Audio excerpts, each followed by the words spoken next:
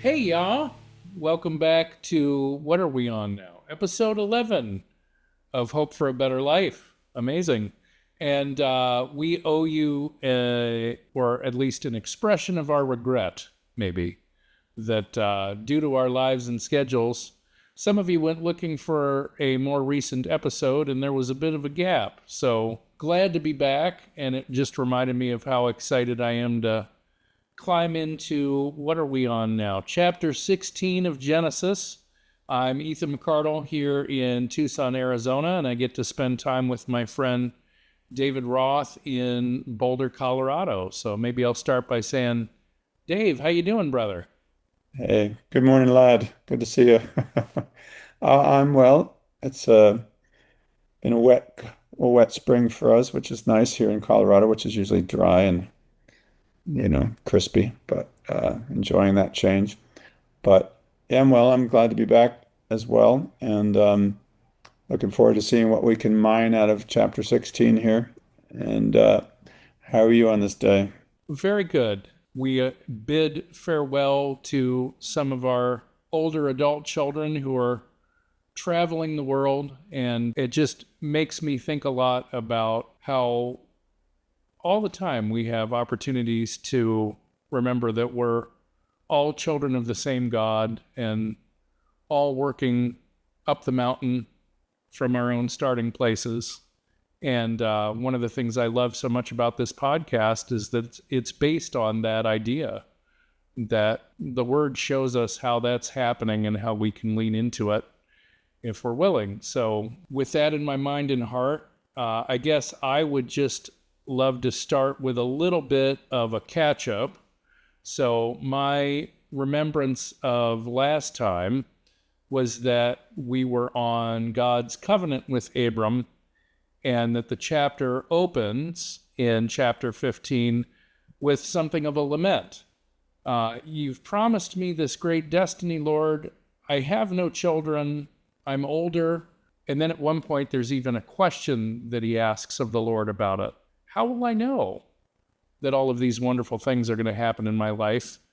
And then there is a description of an offering that he is to make to the Lord in a way that the animals are to be prepared, and that a torch will pass through the pieces.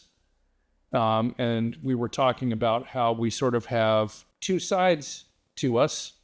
We have our own side, the part of us that is preoccupied with cares of self and cares of the world and brings all of that to the things that we're doing. And then we have the Lord at work with us and ways that he's trying to draw our heart and mind to a higher sight of reality so that we can respond to our life in new and different and more loving ways.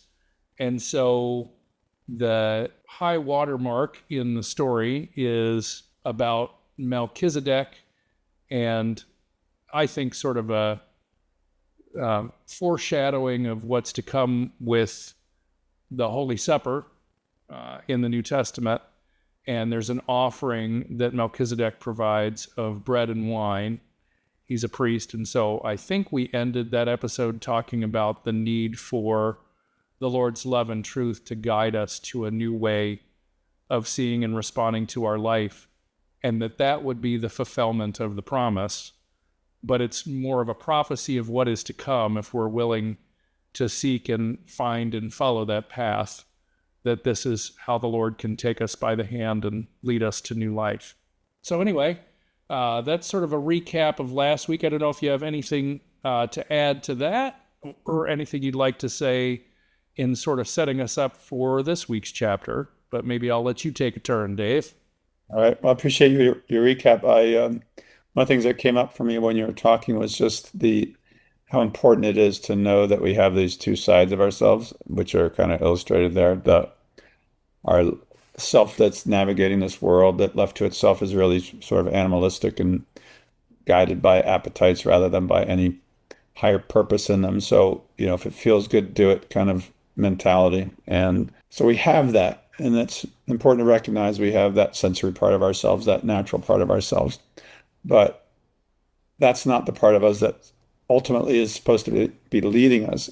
So we have this higher part that's in touch with the Lord. And I think what we're going to start talking about today is how do we bridge the gap between the two of those things? Because we have that lower self that wants to do what it wants and cares only about itself and is driven by bodily appetites. Then we have the higher self that the Lord is pouring his love and light into all the time that somehow has to connect and hopefully reverse this idea, when we begin our regenerative process, the lower self is in charge. So it's kind of telling the higher self, hey, figure out some justifications to support me in doing this. And so it's not leading, it's more like it's following. And so the goal is to reverse that so that the higher self is guiding the lower self, but to build that connection, that communication, that bridge, we need a rational mind. And so that's what our story today is going to start digging into.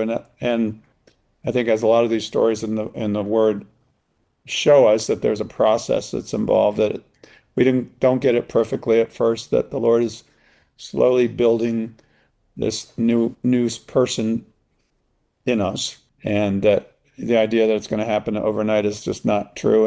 And anyone that's selling you a bill of goods about that is not speaking the truth.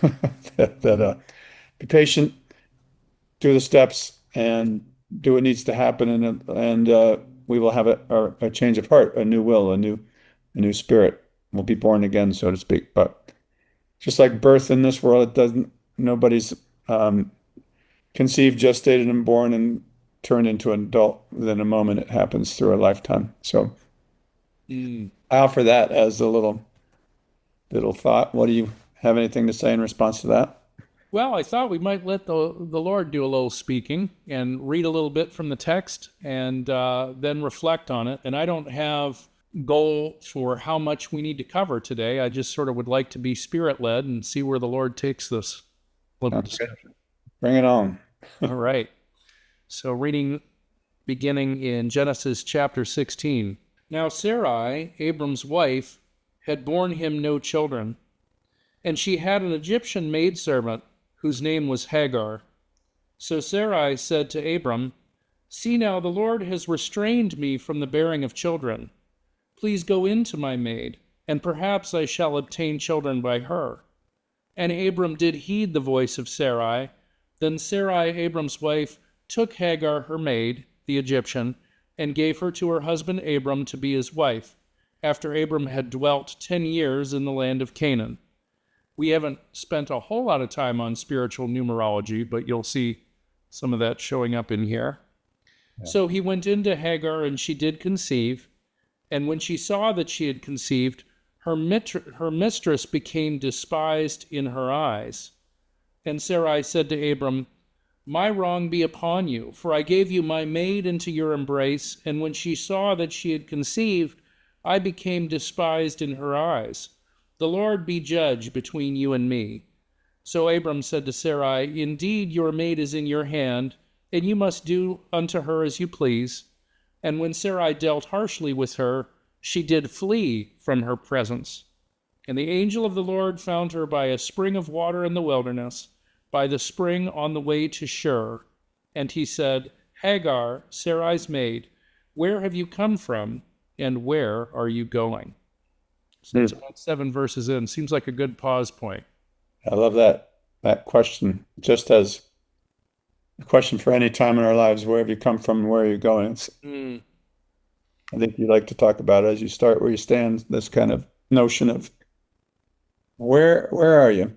I mean, spiritual growth groups will talk about that. You got to start from knowing where you are. You can't, if you call someone up and say, "I'm lost," but the first question they're going to ask is, "Well, where are you? What do you see around you? What can you tell me about your location?" So I love that. What's striking me about this particular part of the reading is that Hagar is from Egypt, and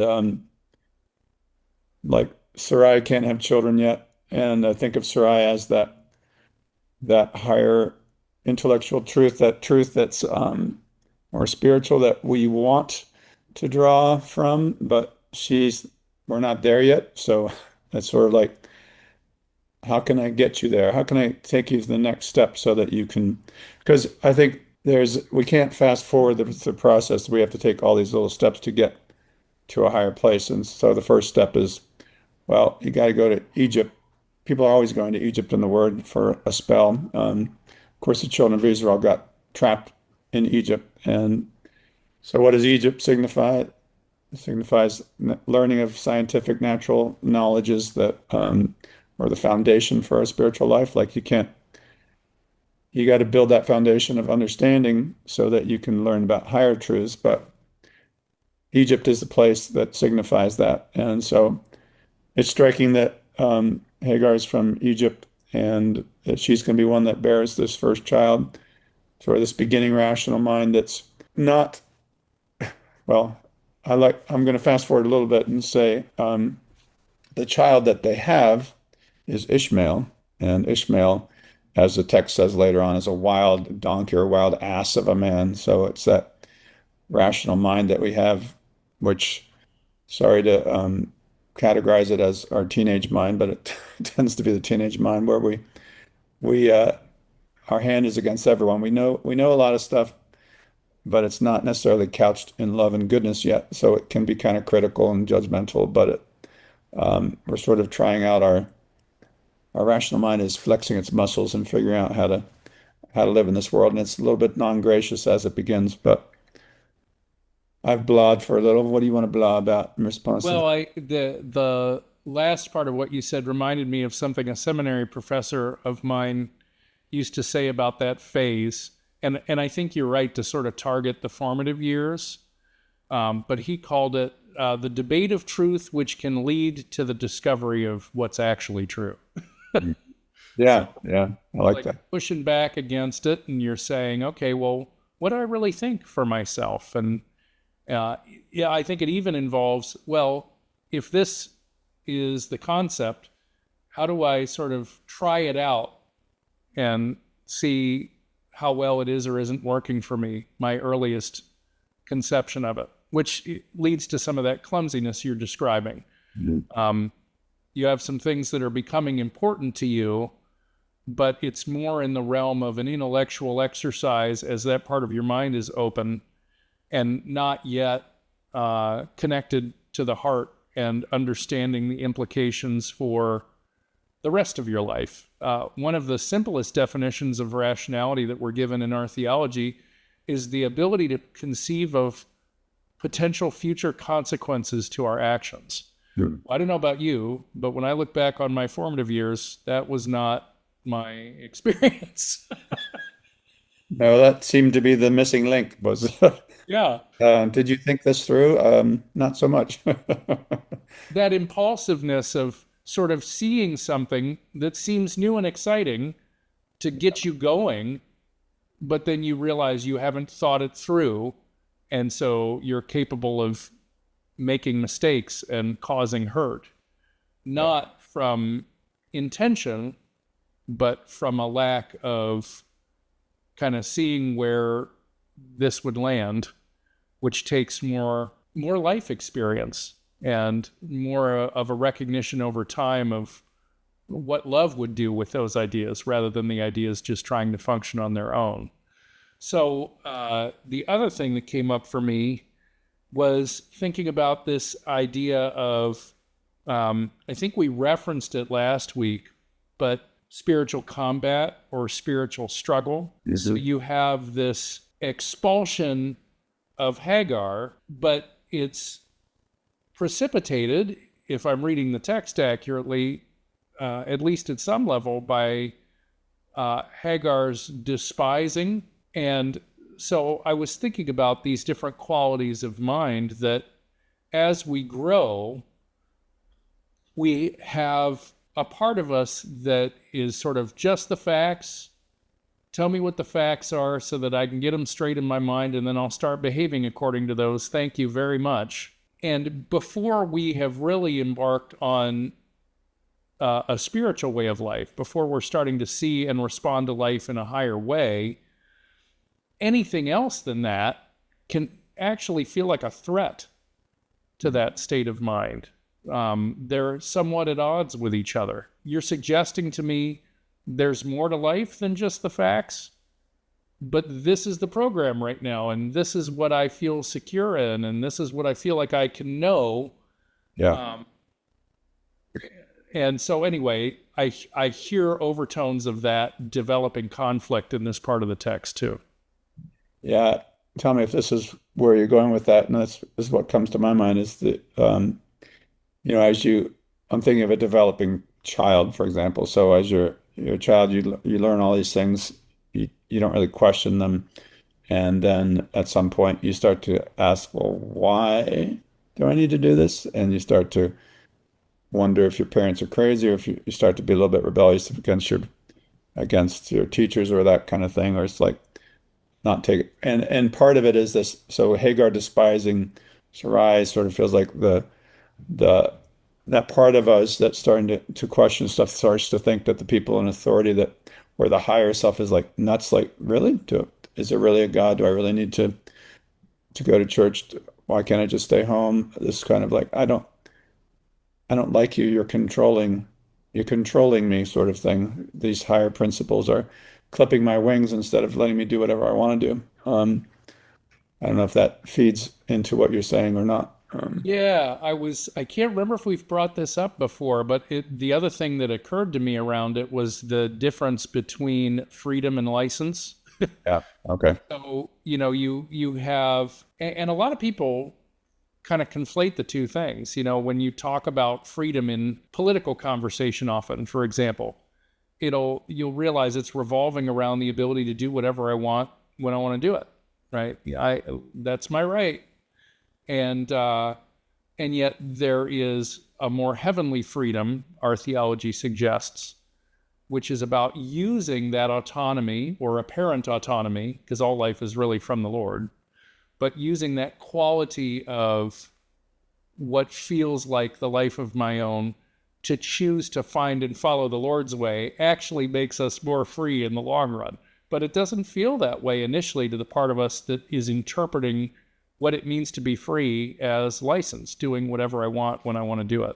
So I think that's the other part of the combat that I'm hearing in here too. Yeah. I'm using an example that theological school professor used, which I appreciated. He's talking about freedom. He's like, well, so you're in this room, right? And there's a door that leads out of the room. When you have hellish freedom, you want to do whatever you want. I'm going to this is the way out. So I'm going to slam my body against the door, against this wall over here, because this is the way I want to go.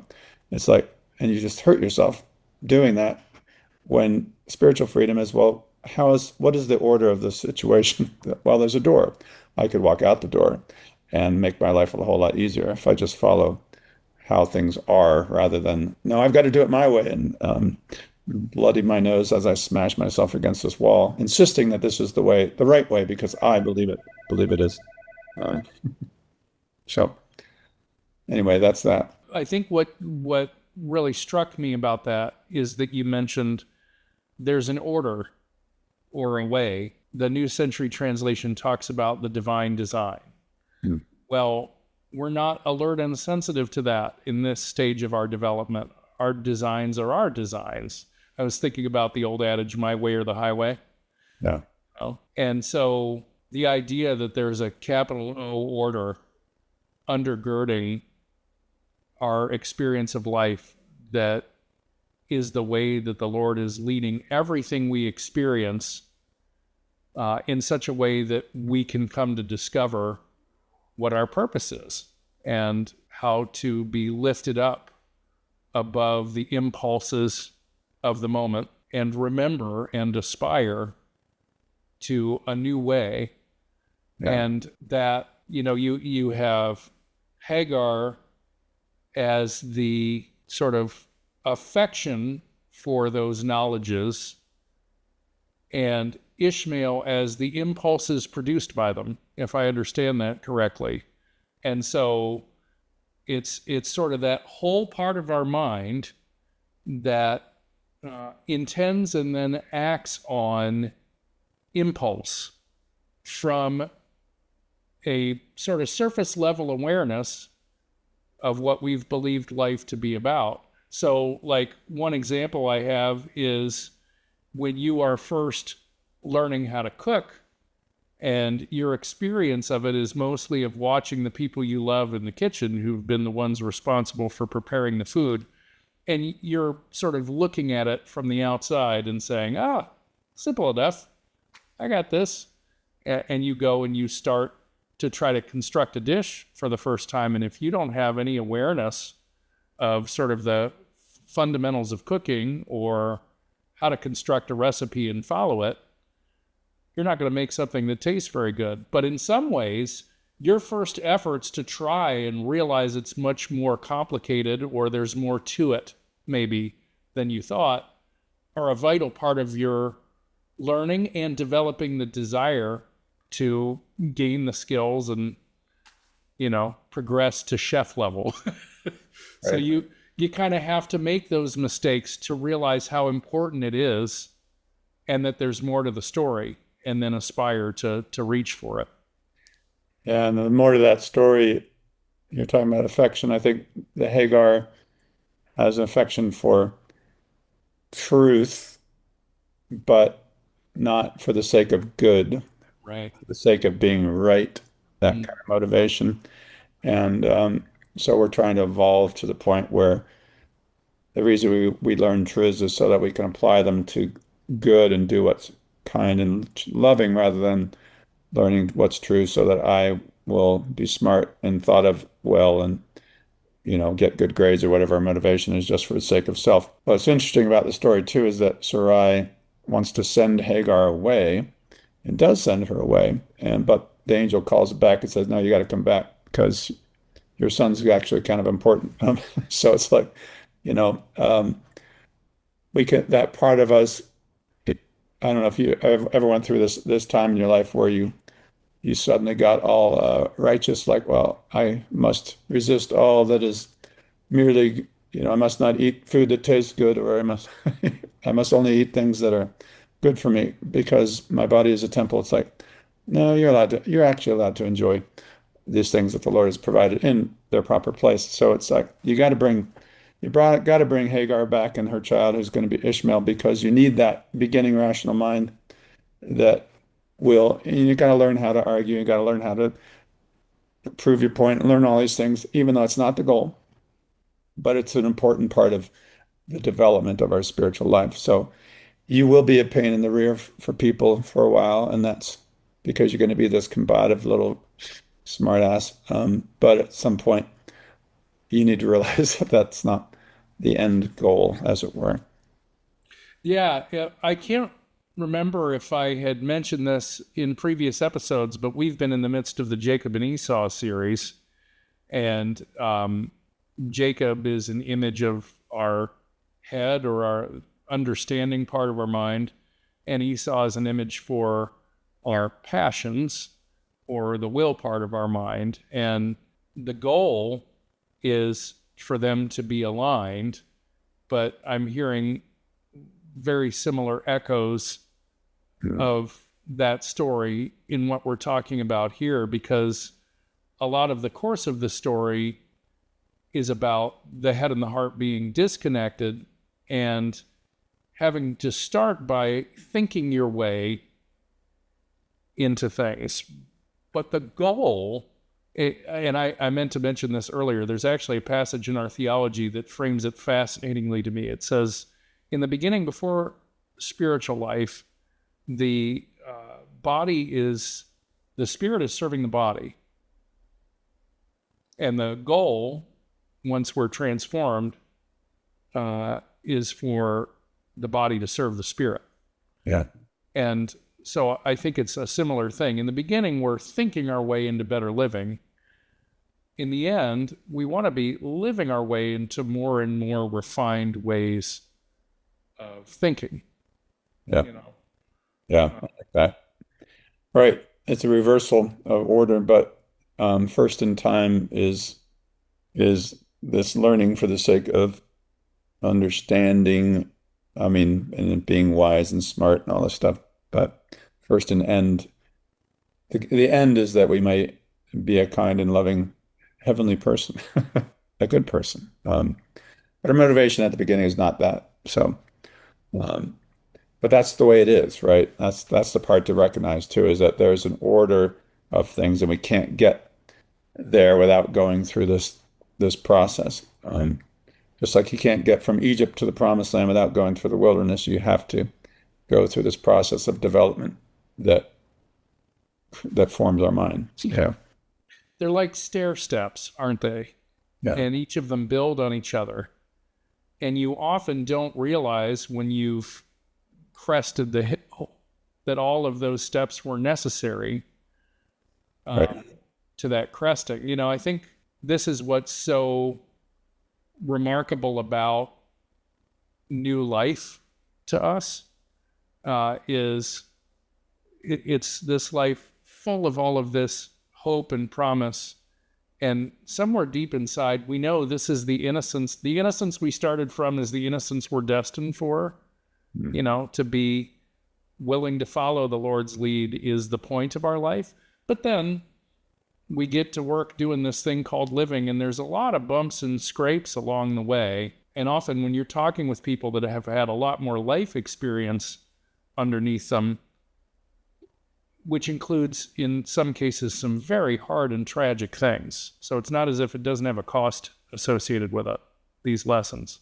But they can look back now and they feel like they can sense how they've been held by the hand through all of these different things that they have gone through, that they haven't been wasted. They've been formative. They've helped them understand what their life is for on the other end of the hardest of some of those experiences. And so now they can look back and they can see that those new beginnings have been part of the course of their whole life.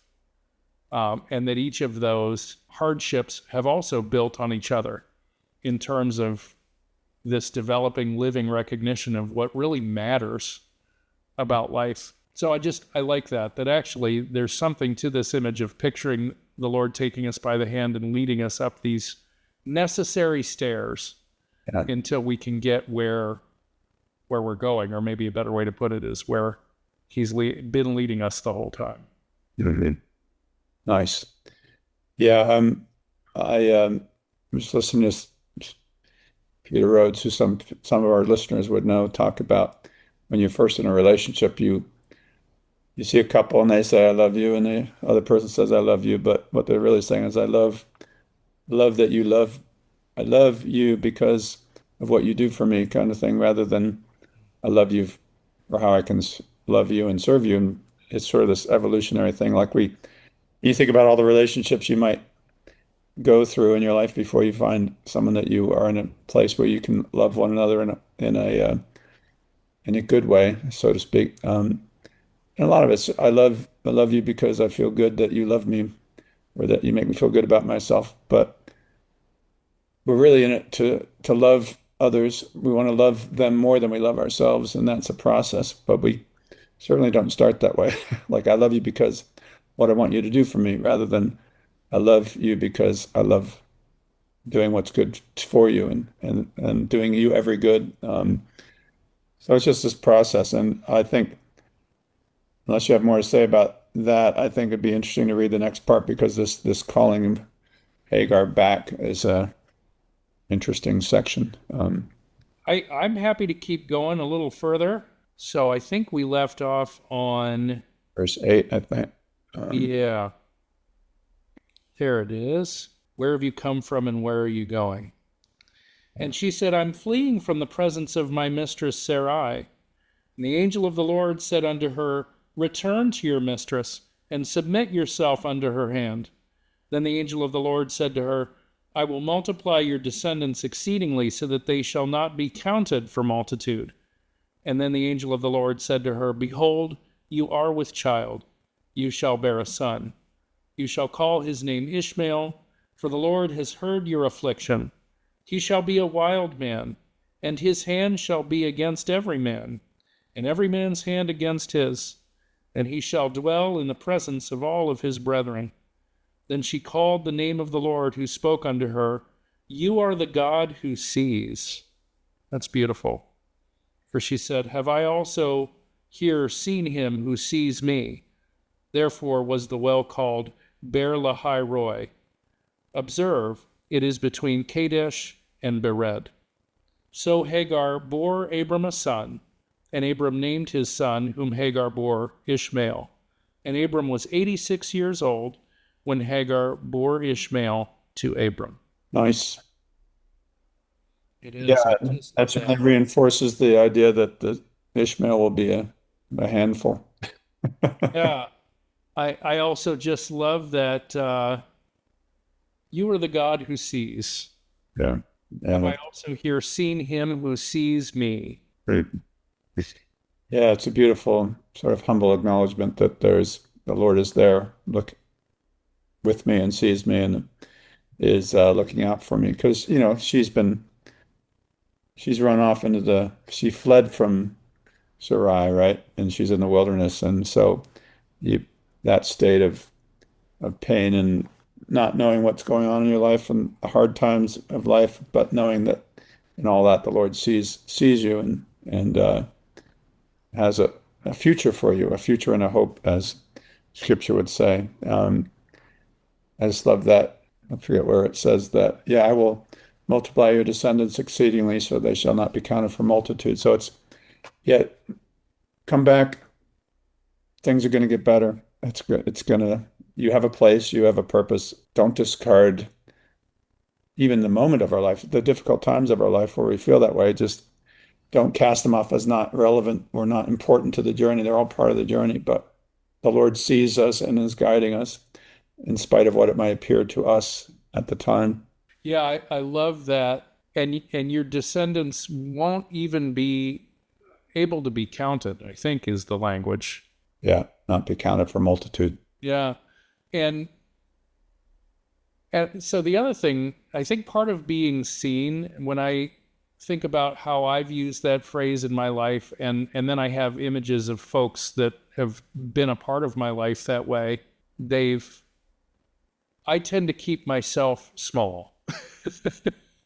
That's a feature of the way that I think about my life. And so there's a lot of anxiety and worry and self-doubt and unwillingness to risk, or, that I sort of have this vision that unless I know it's all going to turn out exactly how I want it to, I'm reticent to try. And when you add to that, and I don't know how much I've described this in this podcast, but I have cerebral palsy. So for me, a lot of that has also come around body and body image stuff, and a body that at some level, I'm incredibly grateful looking back on it for the life I've been able to have. But it has limitations and challenges associated with it. And when I am in a low place, it's like all I can see are all the ways that it's limited and challenged me instead of all the triumph that has been my life and its story.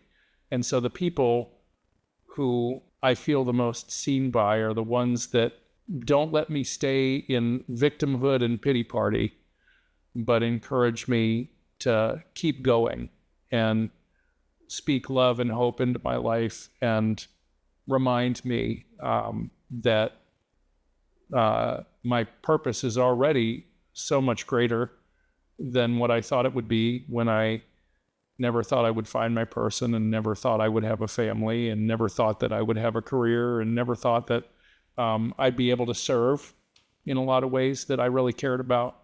And all of those things, I'm at the midpoint, and all those things feel like they're starting to happen for my life. So don't sell yourself short is part of what I hear.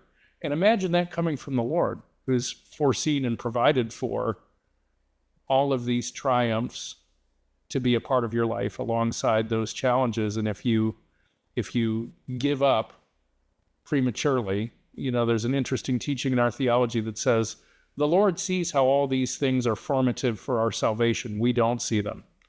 So right. The person who trusts prays that the Lord's will be done and not their own, because we're not capable of seeing that.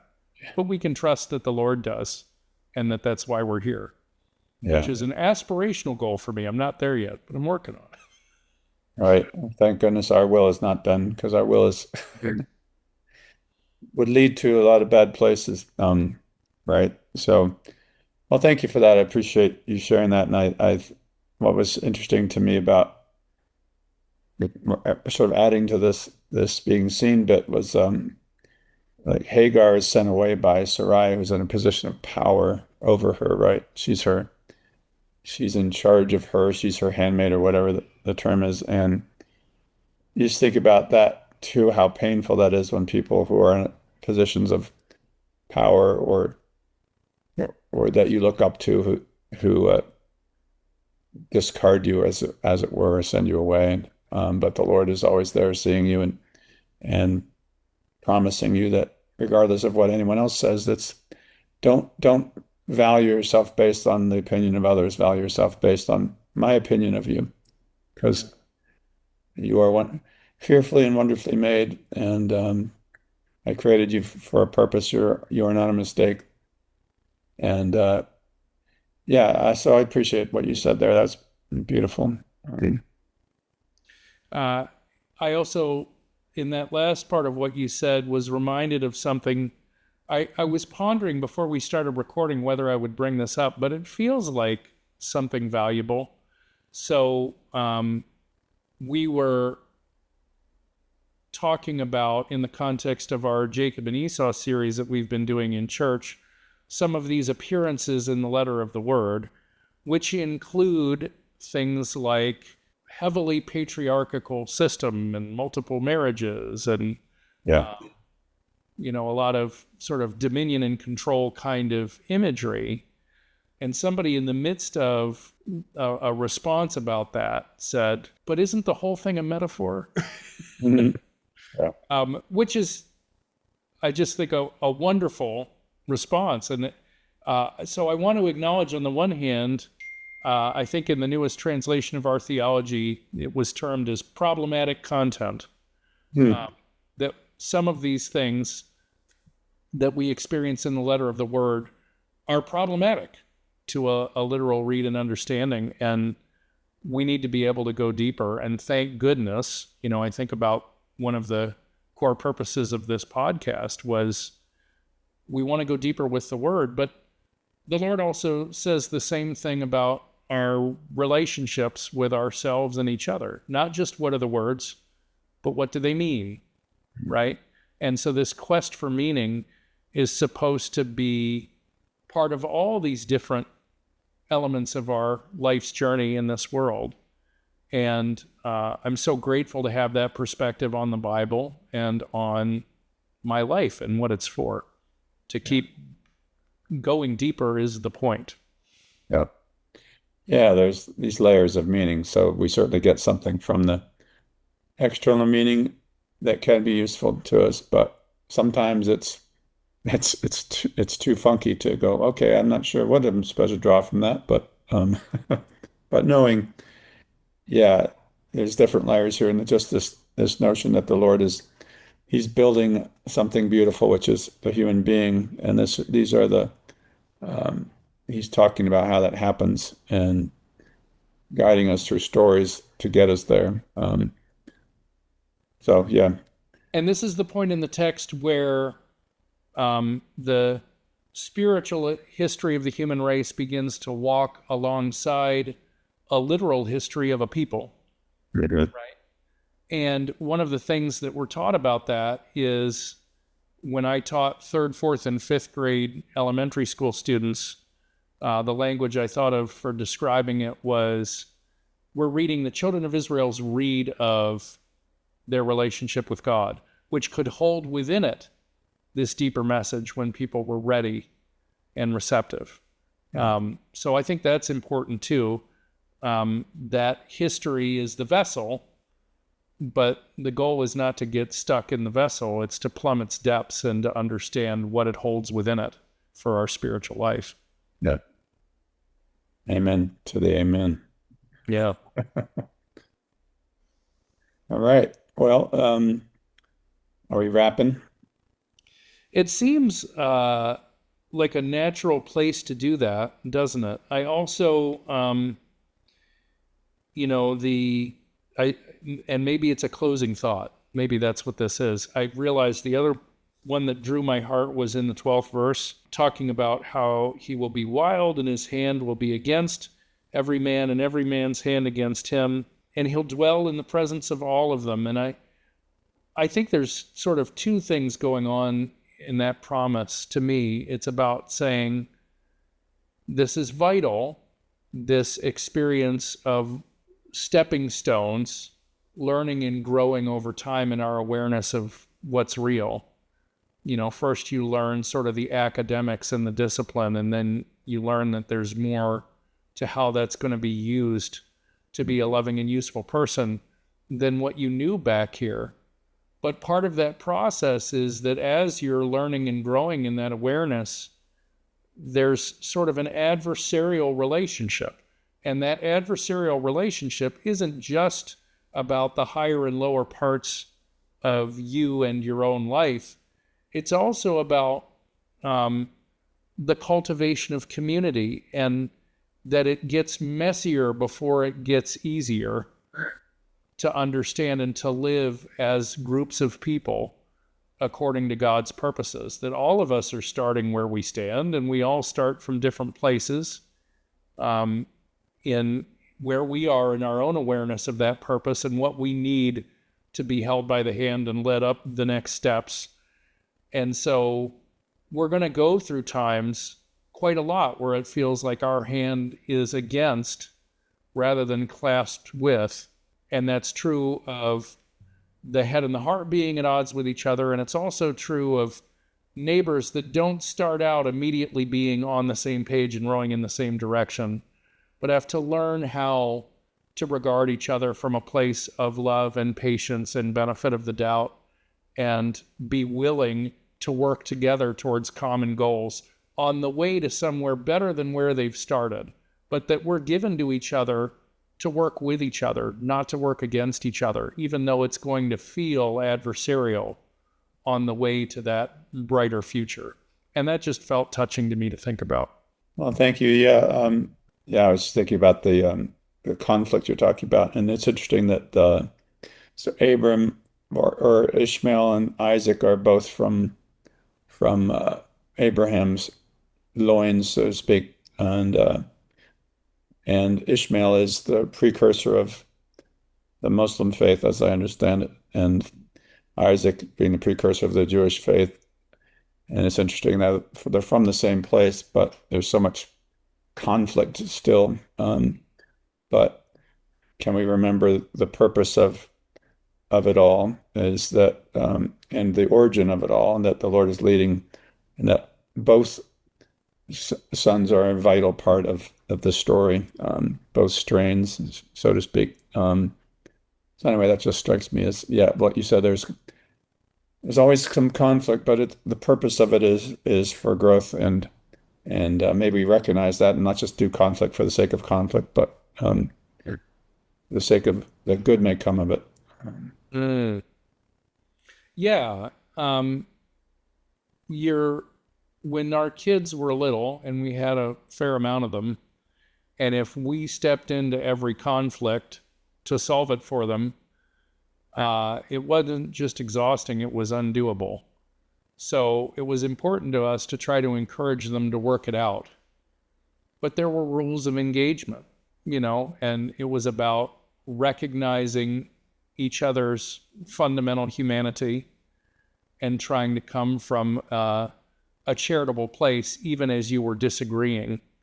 Yeah. Remembering that this was somebody that you were given to as family and that you loved, so that you could work with them from that kind of place in your heart, and that would change, if they could remember that, how they worked through their conflicts. Yeah. Thank you. Yeah. All right. Well, thanks all for being with us on this journey today. Hopefully, the word spoke to you in some way. The Lord flowed in and taught as the Lord says he does when the word is read. So appreciate you. And thank you, Ethan, for spending time with me. Yeah, thank you, Dave. Love and peace to you, and love and peace to our friends. And may you have a palpable sense of God's presence and peace this week as you think about and keep working through these things. See you next time. See you next time.